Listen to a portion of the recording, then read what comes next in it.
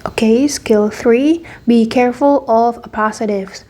Skill 3 kita akan membahas tentang appositive. Appositives can cause confusion in structure questions on a TOEFL test because an appositive can be mistaken for the subject of a sentence. Appositive dapat membuat kita bingung di soal structure pada tes TOEFL karena appositive ini kadang dianggap sebagai subjek dari suatu kalimat. Appositive is a noun that comes before or after another noun and has the same meaning. Appositive didefinisikan sebagai kata benda yang datang sebelum atau setelah dari kata benda yang lain dan memiliki arti yang sama. Jadi sebenarnya ada dua kata benda. Satu kata bendanya sebagai subjek, satu kata bendanya sebagai appositive. Nah, kesalahan yang sering terjadi, appositifnya kadang dianggap sebagai subjek. Nah, contohnya seperti di kalimat ini, Sally, the best student in the class, got an A on the exam. Subjeknya adalah Sally, appositifnya adalah student, terus verbnya adalah got. Nah, Sally di sini sebagai subjek, appositifnya student. Student kadang dianggap sebagai subjek, terlihat seperti subjek tapi bukan subjek. Student di sini adalah appositive. Nah, appositive student memiliki arti yang sama dengan Sally dan student ini datang setelah kata benda. Oke, jadi student kata benda, Sally juga kata benda. The following example shows how an appositive can be confused with the subject of a sentence in structure questions on a TOEFL test.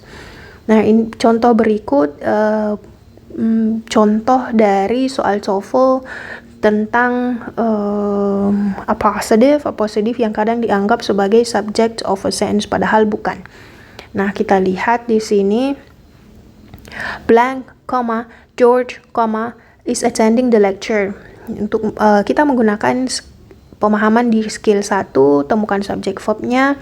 Kita lihat secara sekilas kita bisa langsung menduga George adalah subjeknya, tapi harus hati-hati karena ada kemungkinan George sebagai appositive.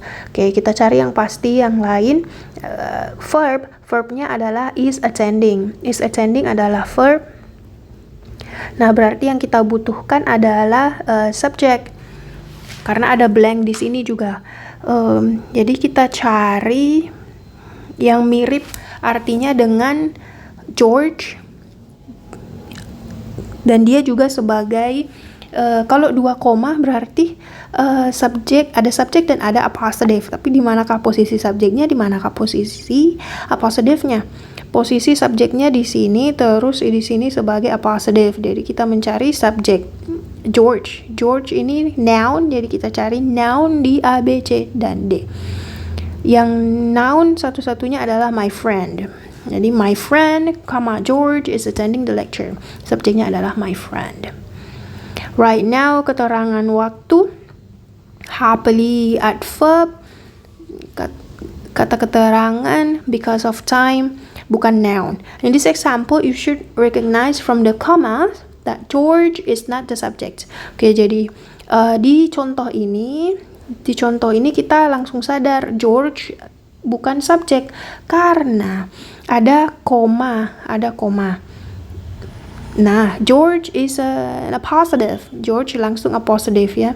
Because the sentence still needs a subject, makanya kita mencari subjek di A, B, C, dan D. The best answer is D, my friend. Answers A, B, C are incorrect because they are not subjects. Oke, jadi kalimat ini langsung kita lihat. Di sini ada verb, terus George terlihat sebagai subjek, tapi karena ada koma, makanya George bukan subjek. Oke. The next example shows that an appositive doesn't always come after the subject. Oke, appositifnya setelah subjek, bukan ya. Bisa jadi appositifnya sebelum subjek. Jadi ada dua kemungkinan. Appositifnya datang di sebelumkah atau setelah subjekkah atau sebelum subjek. Okay, let's see. Blank, comma, Sarah rarely misses her basketball shots. Subjeknya adalah Sarah, verbnya adalah misses, karena Sarah ini tidak dipisahkan koma dengan verbnya ya. Jadi kita punya subjek, kita punya verb, kemungkinan di sini terisi appositive. Jadi tugas kita mencari noun yang sama maknanya dengan Sarah. Jadi kita cari A, B, C, atau D yang menjelaskan Sarah. Sama artinya dengan Sarah.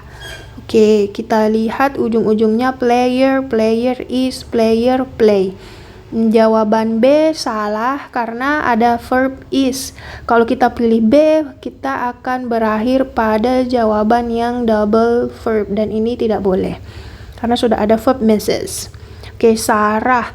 Apakah Sarah player? Apakah juga kita lihat di C dulu. Sarah is, ada subjek dan ada verb. Jadi double akan double subjek, akan double verb. Ini salah. Lanjut, Sarah orang. Di jawaban A dan D, A player, orang yang memainkan ya. Sedangkan D permainannya, permainan basketball. Nah, jawaban yang tepat adalah A karena Sarah adalah player, bukan play, bukan permainan. Sarah di sini an excellent basketball player, pemain basket yang excellent.